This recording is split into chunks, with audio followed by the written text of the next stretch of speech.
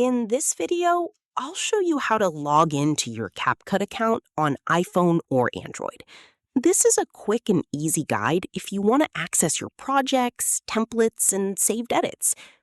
So, first, open the CapCut app on your phone. Once the app opens, tap on Me on the bottom right corner. After that, tap the profile icon in the top corner of the screen. Now you'll see different login options available.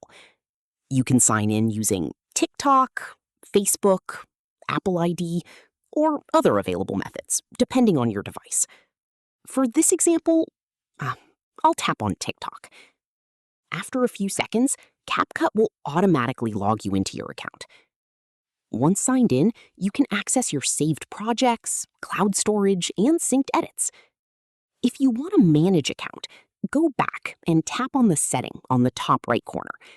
After that, you can also tap on Manage Account to connect additional accounts like Facebook or Apple ID for easier login in the future. Simply tap Link next to the account you want to connect and follow the on-screen steps. And that's it. You've successfully logged into your CapCut account. If this video helped, make sure to like and subscribe for more CapCut tutorials, video editing tips, and iPhone and Android guides.